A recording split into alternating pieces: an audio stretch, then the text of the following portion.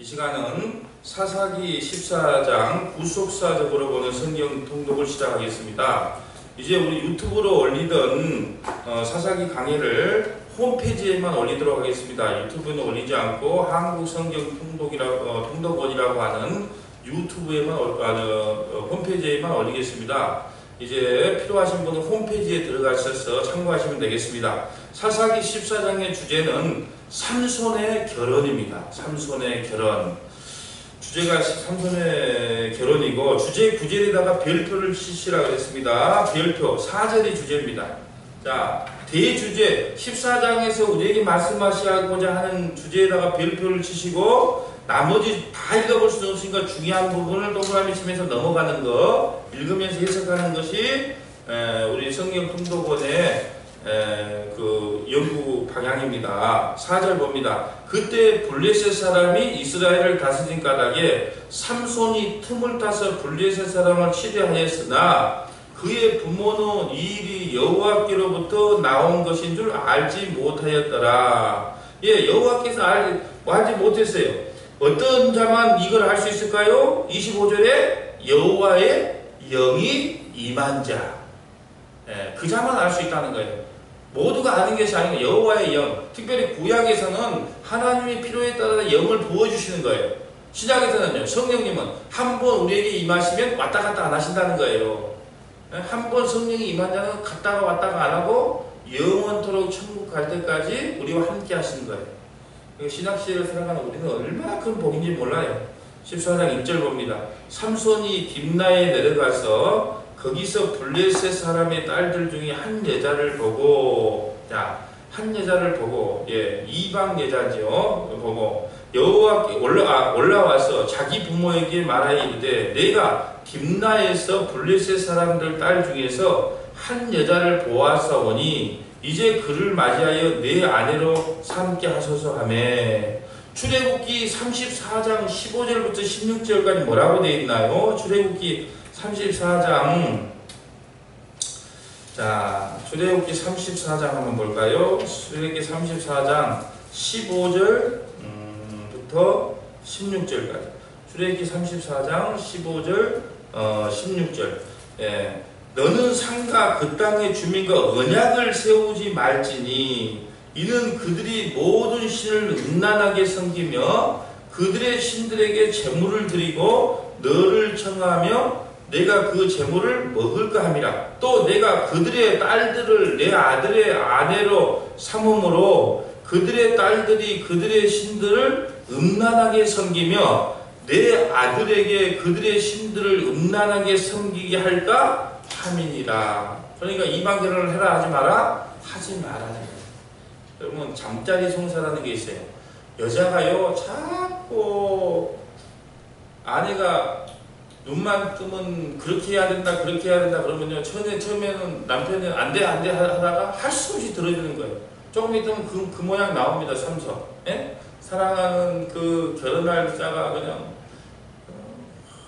어떻게 해야지 힘이 없어져. 딸링 자기 그러니까 그냥 몇 번은 참지만 뒤에는 어때요? 넘어갈 수밖에 없어요.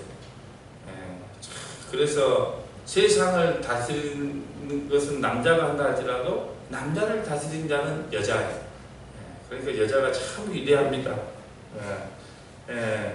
3절 봅니다. 사사기 14장 3절. 그의 부모가 그에게 이르되 내 형제들의 딸들 중에서나 내 백성 중에 어찌 여자가 없어서 내가 할례 받지 아니한 블레셋 사람에게 가서 아내를 맞으려 하느냐 하니 삼손이 그의 아버지에게 이르되 내가 그 여자를 좋아하오니 나를 위하여 그 여자를 데려오소서 하니라. 여러분 보세요. 하나님께서는요 이방인과 결혼한 그 자체도 하나님 앞에 범죄한 거지만 그 범죄까지도 하나님께서 선용하여 쓰시는 걸 볼 수 있어요. 보세요. 분명히 이방인하고 결혼한 것은 잘못된 거예요. 그런데 그 잘못된 것까지도 하나님이 협력하여 선을 이루십니다. 4절 봅니다. 그때 블레셋 사람이 이스라엘을 다스린 까닭에 삼손이 틈을 타서 블레셋 사람을 치려함이었으나 그의 부모는 이 일이 여호와께로부터 나온 것인 줄 알지 못하였더라. 5절. 삼손이 그의 부모와 함께 딥나에 내려가 딥나의 포도원에 이른즉 젊은 사자가 그를 보고 소리 지르니, 야, 삼손이요? 어디를 지나갑니까? 어디에 이릅니까? 포도원에 이래요. 여러분, 포도원을 빼버려도 되잖아요. 딥나로 지나가다가 젊은 사자가 그를 보고, 이렇게 할 수 있는데 포도원을 왜 기록했을까요? 예. 나시린이 포도원 밭에 가면 돼요? 안 돼요? 안 돼요. 그러니까, 안 된단 말입니다. 안 되는데, 어떻게 하나 6절 여호와의 영이 삼손에게 강하게 임하니, 그러니까 하나님의 명령에 100% 순종한 삼손이 아니에요. 하나님의 뜻에 제대로 순종하지 못할 나시린 삼손에게 뭐가 임하더라? 하나님의 영이 임했더라. 그러니까 뭐예요? 인간의 선악과 인간의 행위 때문에 하나님께서 그 사람을 들어 사용한 것이 아니라는 거예요. 하나님의 전적인 은혜로 그 사람을 사용하기도 하고 버리기도 한다는 거예요. 그런 것이지, 우리는 그러잖아요. 내가 이 정도 하니까 하나님이 날 쓰시지, 내가 이 정도 배웠으니까 하나님께서 쓰시지, 이렇게 생각하잖아요. 아니에요. 지금 포도원 밭에 가면 안 되는데 포도원 밭에 갔는데 하나님의 영이 강하게 임했어요. 그것뿐 아닙니다. 6절 봐보세요. 여호와의 영이 삼손에게 강하게 임하니 그가 손에 아무것도 없이 그 사자를 염소 새끼를 찢는 것까지 찢으니 그는 자기가 행한 일을 부모에게 알리지 않아요. 여러분, 시체를 만지면 안 되는데 죽여버려요. 그러면 시체를 또 사자를 또 죽이기까지 한단 말입니다.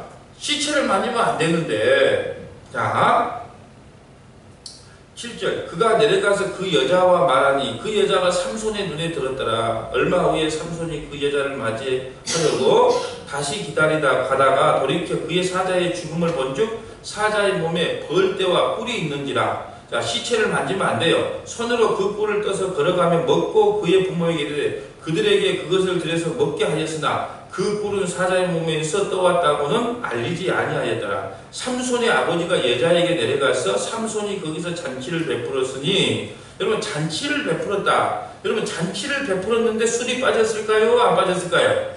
예, 안 빠졌겠죠. 삼손의 아버지가 여자에게 내려가서 삼손이 거기서 잔치를 베푸니 청년들이 이렇게 행하는 풍속이 있었습니다. 무리가 삼손을 보고 30명을 데려와서 친구로 삼아 그와 함께 한지라. 삼손이 그들에게 이르되 이제 내가 너희에게 수수께끼를 내리니 잔치하는 이래 동안에, 그리고 잔치를 며칠간 했다는 거예요. 이래 동안 포도주가 빠졌을까요? 안 빠졌을까요? 안 빠졌겠죠. 이래 동안에 너희가 그것을 풀어 내게 말하며 내가 배어 30벌과 겉옷 30벌을 너희에게 주리라. 내가 지금부터 막 수수께끼 하나 낼 테니까 그 수수께끼를 맞추면 내가 옷을 선물해 줄게, 그런 뜻입니다. 그러나 그것을 능히 내게 말하지 못하면 너희가 내게 배옷 30벌과 겉옷 30벌을 줄지니라 하니 그들이 이르되 내가 수수께끼를 내면 우리가 그것을 드리라 하며 삼손이 그들에게 이르되 먹는 자에게서 먹을 것이 나오며 강한 자에게서 단 것이 나왔느니라 하니라. 그들이 사흘에 되도록 수수께끼를 풀지 못하였더라. 그러니까 사자를 죽이고 사자 몸에 있는 벌떼와 꿀이 거기에서 있었더라. 그것을 지금 수수께끼로 낸 거예요. 아무도 모르겠죠. 그러면 15절 일곱째 날에 이르러 그들이 삼손의 아내에게 이르되, 자, 그러니까 지금 이래가 다 됐어요. 그러니까 마음이 급하니까 삼손의 아내에게 이르되 너는 내 남편을 꿰어 그 수수께끼를 우리에게 알려달라 하라. 그렇지 아니하면 너와 내 아버지의 집을 불살리라. 너희가 우리의 소유를 빼앗고자 하여 우리를 청한 것이 아니냐. 그렇지 아니하냐 하니, 만약에 남편 못 꼬셔서 그런 말 그 답 못 알아내면 쑥대밭 만들어 버릴 거야, 그런 거죠. 17절 7일 동안 그들이 잔치할 때 그의 아내가 그 앞에서 울며 그에게 강요함으로 일곱째 날에는 그가 그의 아내에게 수수께끼를 알려주며 그의 아내가 그것을 자기 백성에게 알려주었더라. 예, 여자에게 당할 남자가 없어요. 네. 울고, 여기서 왜 울었을까요? 울면 약해지거든요.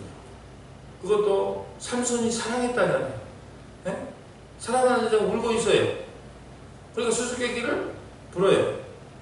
그러면 어떻게 될까요? 우리 남편이 나를 사랑해서 수수께끼를 가르쳐줬으니까 내가 말 안 해야지, 그래야 되는데 말을 해요. 18절 일곱째 날 해지기 전에 성읍 사람들이 삼손에게 이르되 무엇이 꿀보다 달겠으며 무엇이 사자보다 강하겠느냐 한지라. 삼손이 그들에게 이르되 너희가 내 암송아지를 발까지 바깔지 아니하였더라면 내 수수께끼를 능히 풀지 못하였으리라. 이것은 무슨 말이냐면 아내를 통해 수수께끼를 풀었구나라는 뜻이에요.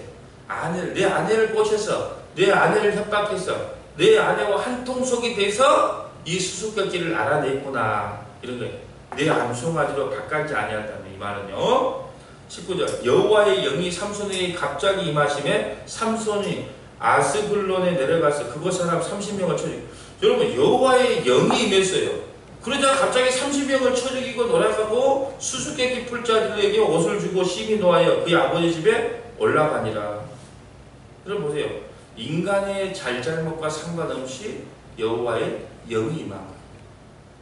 은혜로 임한 거란 말입니다. 우리가 봤을 때 이런 상태에서 무슨 여호와의 영이 임해, 여호와의 영이 임했는데 어떻게 이렇게 사람들을 살인하고 그렇지만은 인간의 됨됨이나 사람 됨됨이를 보고 하나님의 영이 임한 것이 아니고 하나님의 전적인 은혜로 하나님의 영이 임한다는 거예요.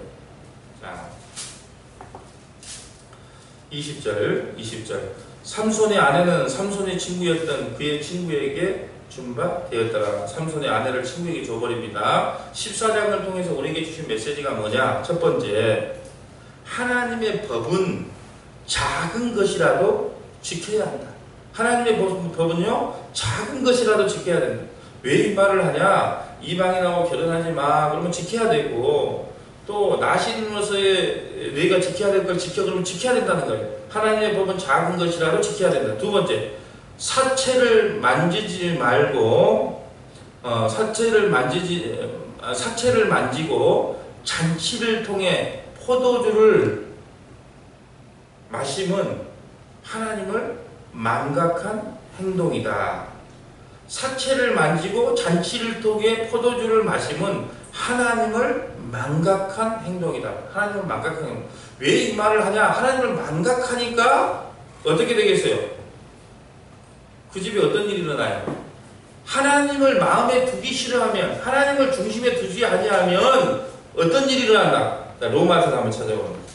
자, 이 모든 일이 어디서부터 비롯됐느냐? 자, 로마서 1장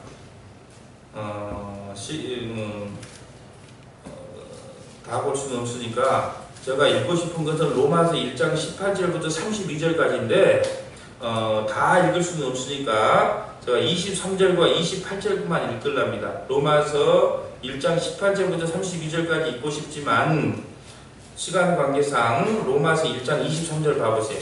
썩어지지 아니하는 하나님의 영광을 썩어질 사람, 새와 짐승과 기어다니는 동물 모양의 우상으로 바꿔놓고, 그러니까 하나님이 1번, 인간이 2번인데 새, 짐승, 기어다니는 동물 우상을 만들었고 거기다가 복주세요, 복주세요, 복주세요 그런다는 거예요. 그런 이유가 뭐냐? 28절 또한 그들이 마음에 하나님 두기를 싫어하며 하나님께서 그들을 그 상실한 마음대로 내버려 두사 합당하지 못한 일을 하게 하셨어요. 그러니까 하나님을 중심에 두지 않으면 어떤 일이 29절부터 32절까지 이런 역사가 일어나요. 이런 일이 일어납니다. 21가지의 죄가 자동으로 따라옵니다. 곧 모든 불의, 추악, 탐욕, 악의가 가득 찬 자요, 시기, 살인, 분쟁, 사기, 악독이 가득한 자요, 수근수근한 자요, 비방하는 자요, 하나님께서 미워하는 자요, 능욕하는 자요, 교만한 자요, 자랑하는 자요, 악을 도모하는 자요, 부모를 거역하는 자요, 우매한 자요, 패약한 자요, 무정한 자요, 무자비한 자라. 예, 모든 죄가 어디서부터 와요? 하나님을 두기 싫어하기 때문에. 여러분, 이런 생각이 들어요.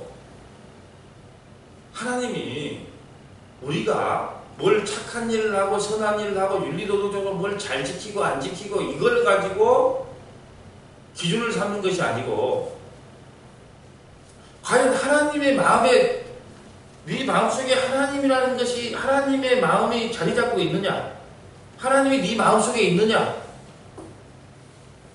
이걸 가지고 죄가 아니라고 판단한다는 겁니다.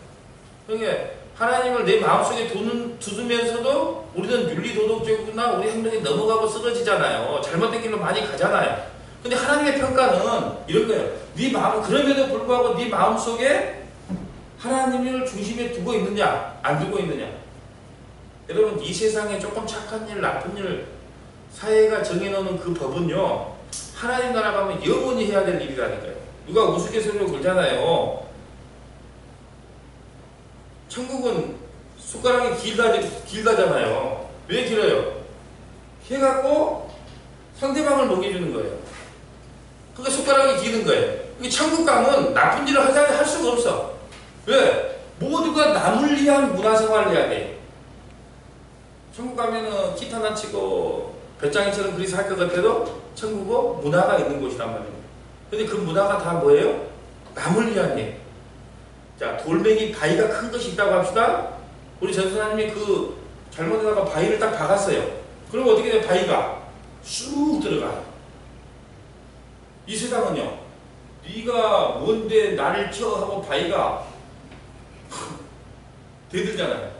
천국 가면 바위를 딱 치면 바위가 어떻게 쑥 들어갑니다. 왜? 다 천국의 삶의 원리는 뭐예요? 남을 위한 삶이기 때문에 그래요. 그래서 행복과 기쁨만 존재하다는 거예요. 왜? 여러분 반대로 한번 생각해 보세요. 여러분이 다 여기 앉아 계신 모든 목사님들과 전사님들이 남을 위해서 산다고 생각해요. 나는 괜찮아. 그러고 다 남을. 그리고 이것이 천국이 돼버리는 겁니다. 나는 괜찮아. 내가 더 고생해서 설거지 하면 누가 설거지 안 할 거 아니야. 내가 대신 밥 할게. 그래 누구면 편하게 먹을 거 아니야. 그렇게 인생이 된다면 그것이 바로 천국인 겁니다. 여러분 이 땅을 지옥으로 만드는 간단한 방법이 있어요.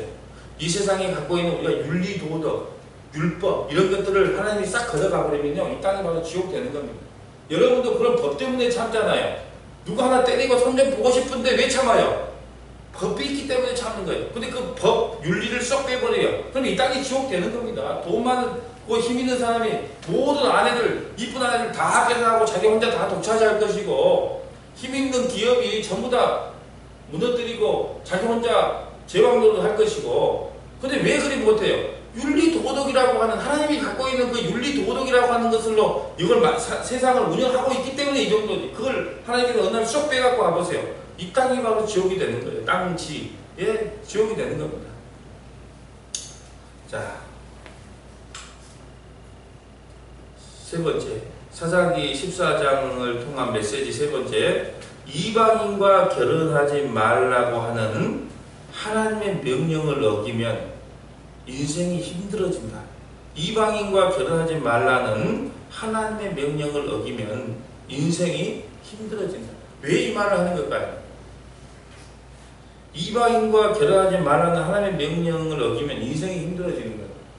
보세요. 우리 자매들이 결혼할 때 다 조건은 좋은데 예수 안 믿어. 그러니까 내가 열심히 전도해서 내가 꼭 예수 믿게 만들 거야. 우리 시가집이나 우리 시댁이나 우리 신랑. 근데 나중에 3년 뒤에는 어떻게 돼요? 번임포 주일날 가족들과 놀러 갑니다. 안 돼요.